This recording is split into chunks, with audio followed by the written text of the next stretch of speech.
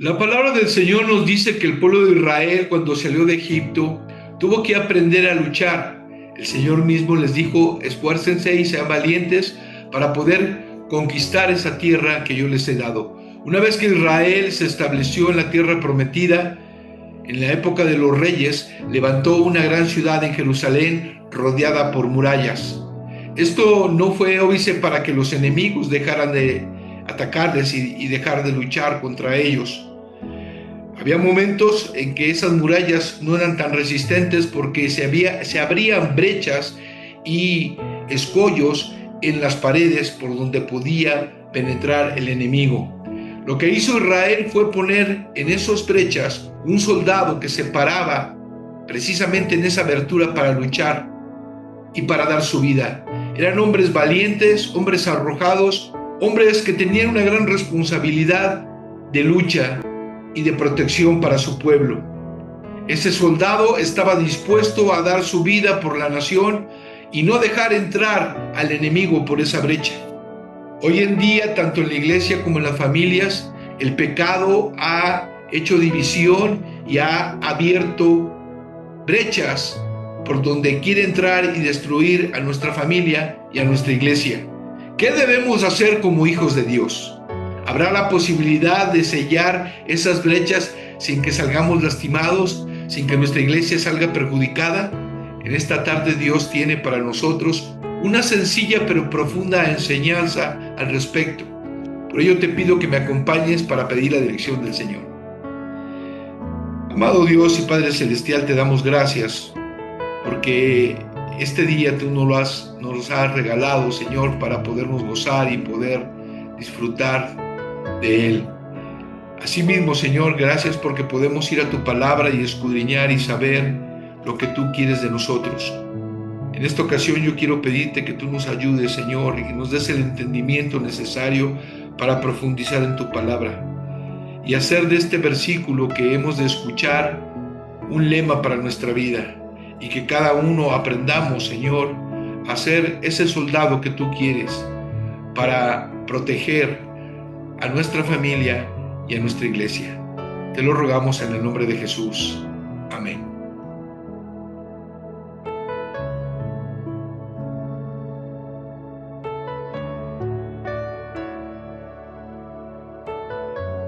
En esta oportunidad quiero que vayamos a la palabra del Señor buscando en Ezequiel capítulo 22, el versículo 30. Dios tiene algo importante que decirnos. Escucha con atención.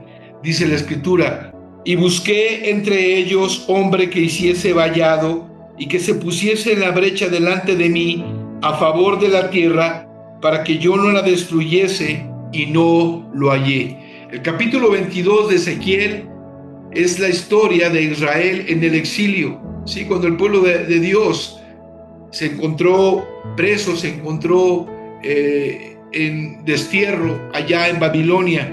Y en este capítulo se describe a Israel de una manera terrible.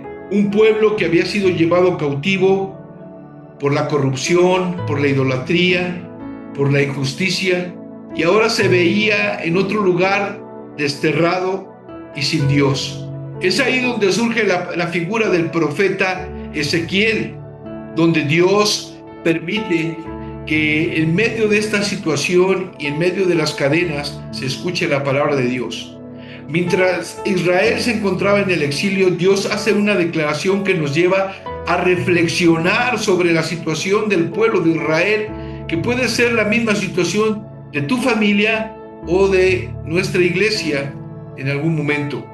Según el texto que leemos, dice Ezequiel, y vuelvo a leer para ustedes, que el Señor dijo: y busqué entre ellos hombre que hiciese vallado y que se pusiese en la brecha delante de mí a favor de la tierra, para que yo no la destruyese, y no lo hallé. De una lectura sencilla este versículo vemos inmediatamente tres cosas. Primero, que Dios había buscado entre su pueblo, en el pueblo exiliado, alguien que se parara en la brecha, que se parara en la rotura que se había hecho en la espiritualidad del pueblo e intercediese por Israel. Pero lamentablemente Dios no lo halló. En segundo lugar, se destaca la ausencia precisamente de ese intercesor, un hombre que se pusiese en la brecha delante del Señor y pudiese clamar y pudiese orar por misericordia. En tercer lugar, también vemos una condición no cumplida. ¿Por qué? Porque si hubiese existido un intercesor, un hombre que hubiese clamado a Dios por perdón, con una actitud de arrepentimiento, dice el mismo Señor que Él no hubiese destruido a Israel. Este versículo refleja la necesidad que hay en toda iglesia, en toda familia, de un intercesor. Alguien que a través de la oración esté clamando por su familia, por los demás, de manera específica, para no ser destruidos. Alguien que esté orando, que esté clamando. Y sabemos que la palabra de Dios nos exhorta constantemente a clamar a Él, a poder doblar rodilla y orar delante del Señor. Este hombre intercesor está representando al grupo por el cual se está orando. Es alguien que se preocupa por la condición de su iglesia, de su familia o de algún hermano o hermana en específico, y está dispuesto a clamar por misericordia y perdón. Son aquellos hombres y mujeres que, cerrada la puerta, como dice Mateo capítulo 6, doblan rodilla para interceder. Es aquel varón, aquella dama que está dispuesta y tiene un compromiso sincero y que ama a su prójimo para estar clamando a Dios por la necesidad que hay. Lo especial del intercesor es que se dedica a orar por los demás. Sabemos que la palabra de Dios nos dice que oremos unos por otros, pero cuando alguien toma como ministerio, como reto personal, todos los días orar por los demás, por otros en específico, se está convirtiendo en un intercesor. Ahora sabemos que la palabra de Dios nos dice que el verdadero intercesor, el único intercesor, es Cristo Jesús. Jesús es el único mediador entre Dios y el hombre. Dice la palabra en 1 de Timoteo 2:5, porque hay un solo Dios y un solo mediador entre Dios y los hombres, Jesucristo hombre. También Romanos 8, versículo 34 nos dice, ¿quién es el que condenará? Cristo es el que murió, más aún el que también resucitó, el que además está a la diestra de Dios, el que también intercede por nosotros. Aquí la palabra nos está diciendo que Cristo Jesús, el Hijo de Dios, es nuestro intercesor. Pero Dios también nos enseña que imitemos esa actitud de Cristo Jesús. ¿Cómo? Orando por los demás.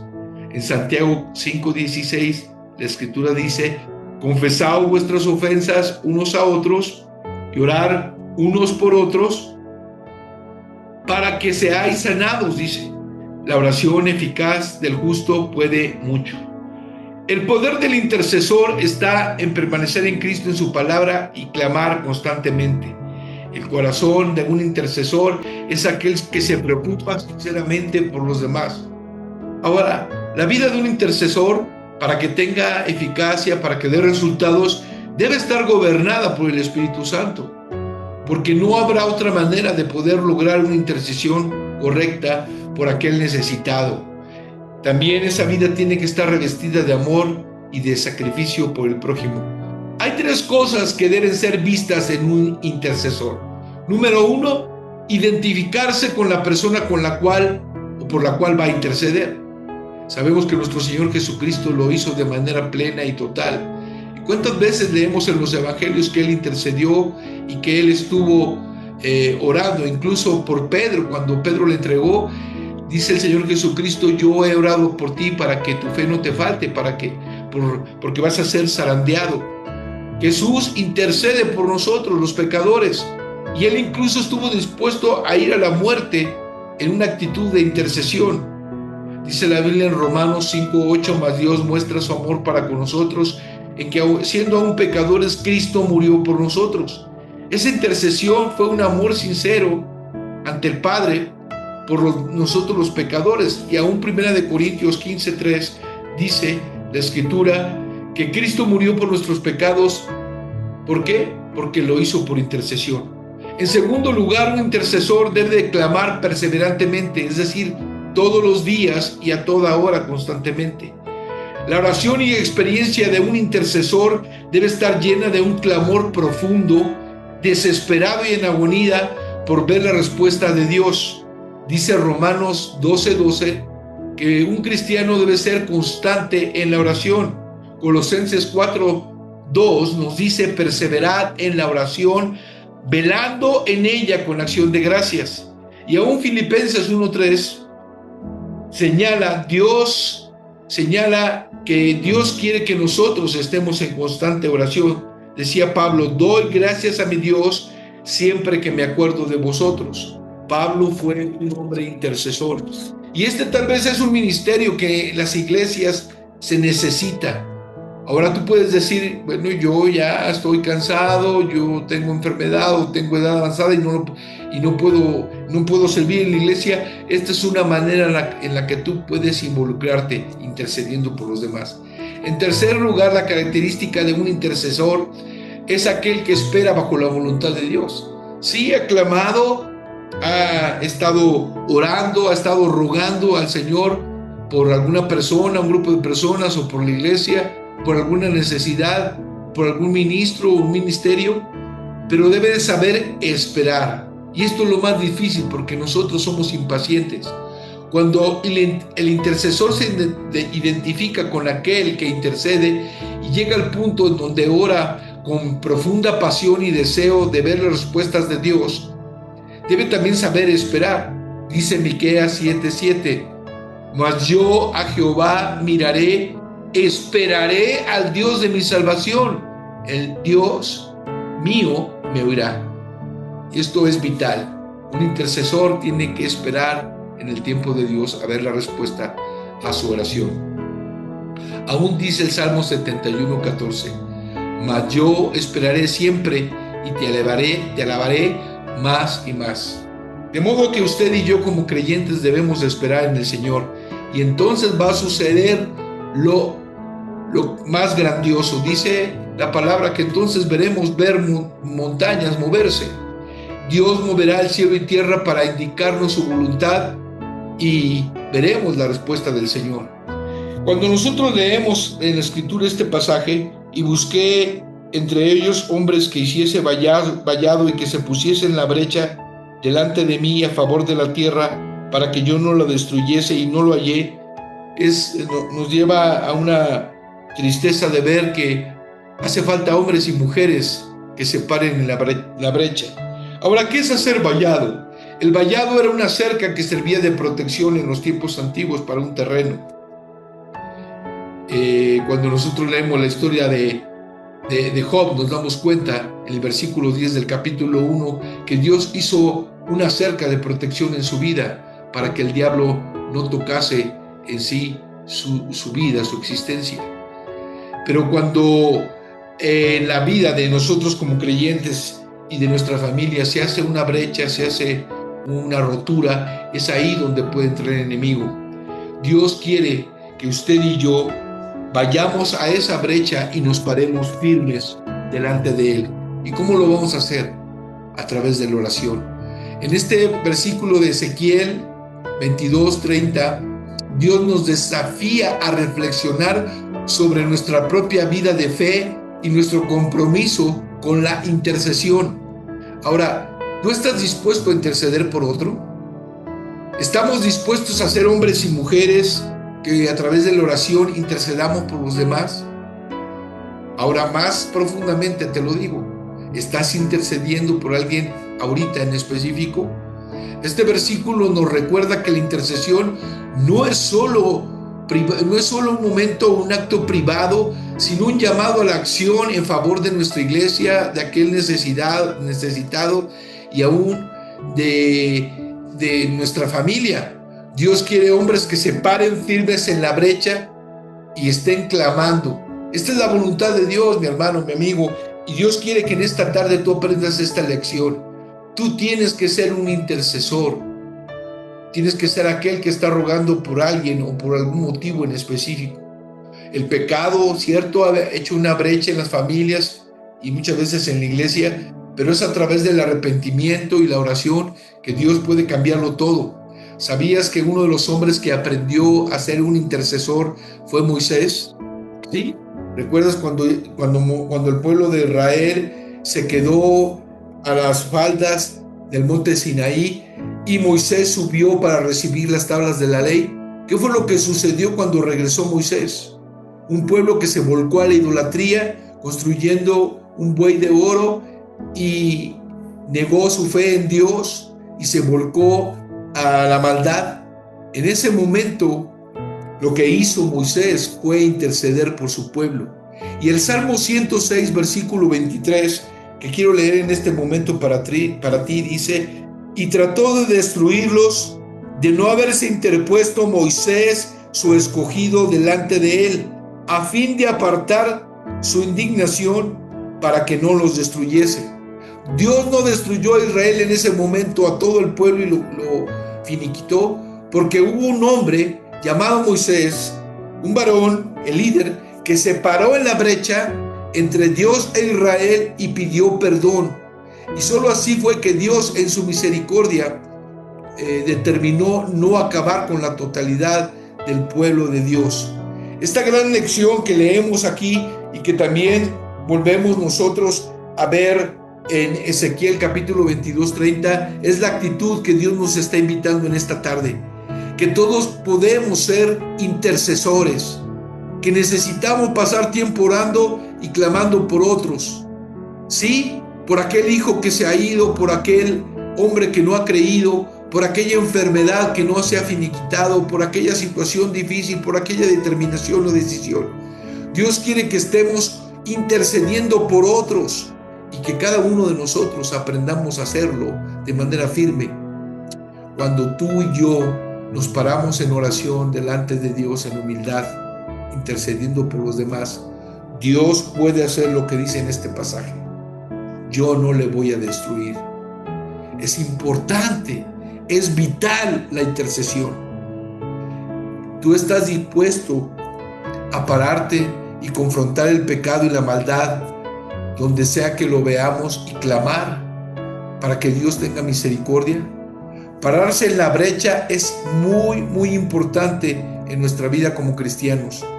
Es un llamado que el Señor nos hace a través de este texto para estar vigilantes y preparados y no desmayar e interceder por otros.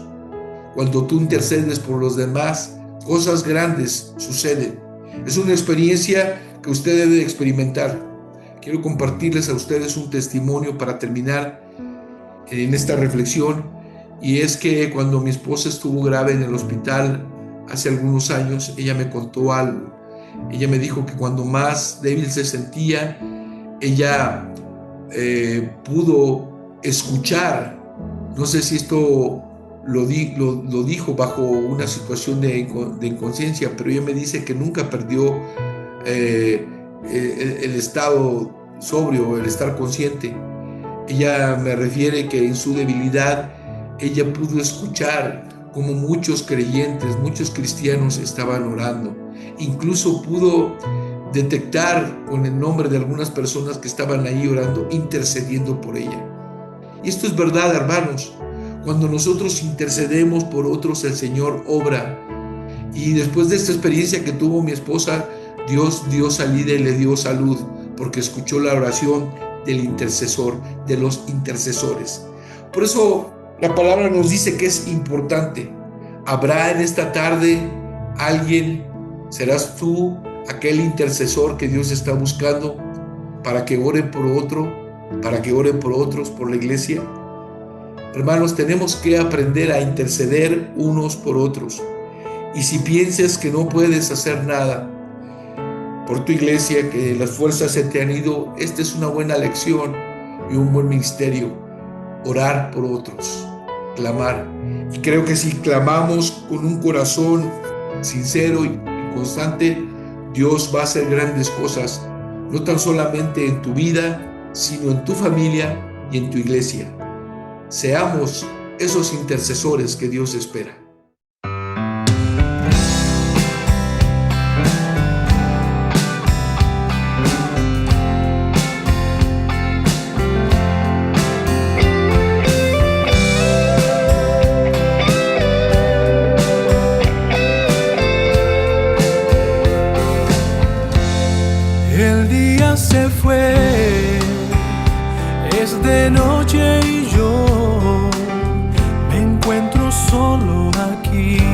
trato de comprender porque es difícil vivir.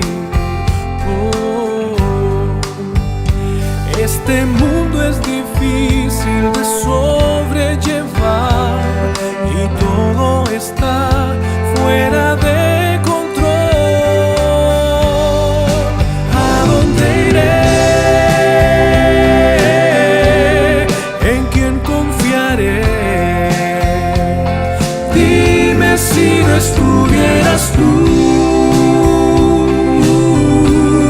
¿a quién llamaría yo? Cuando siento temor, mi refugio eres tú, mi consuelo en el dolor. Yo sin ti no tengo a dónde ir.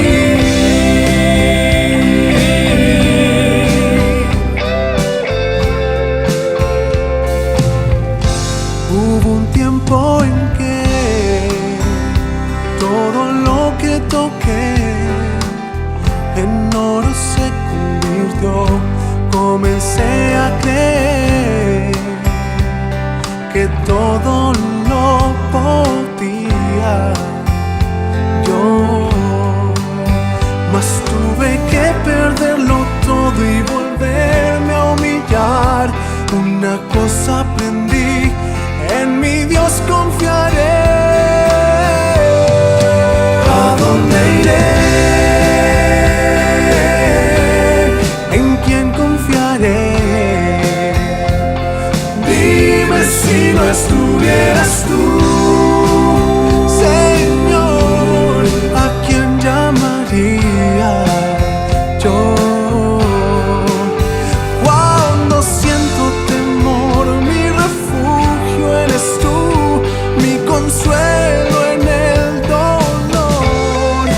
Yo sin ti no tengo a dónde ir.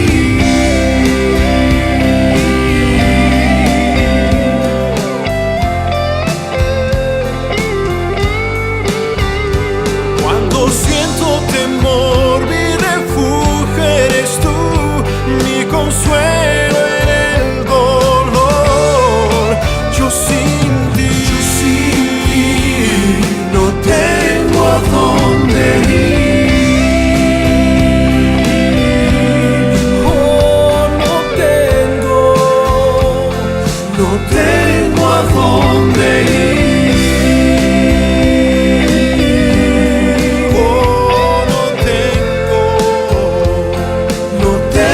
a dónde ir.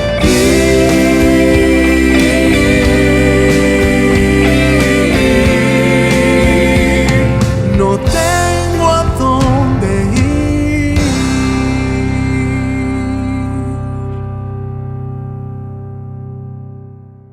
Bendito Dios y Padre Celestial, el ejemplo tú nos has puesto de clamar por otros a través de la oración, que así como Pablo lo hacía cada vez que se acordaba de alguna iglesia, de algún hermano, que nosotros aprendamos a orar por aquellos hermanos que tienen necesidad, aquellos que no están pasando los momentos por bien, sino que están bajo la dificultad, bajo la aflicción.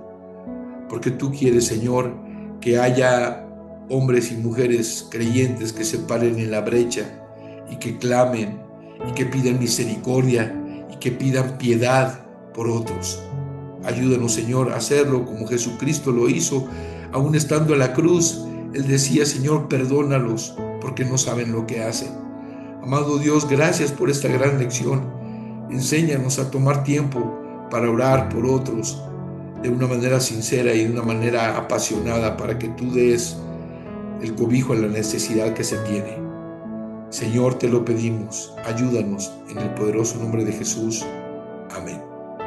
Es así que ya hemos llegado al final de esta gran lección que Dios nos ha dado, y te mando un saludo y esperemos que podamos vernos en la siguiente sesión. Que Dios te bendiga. Hasta pronto.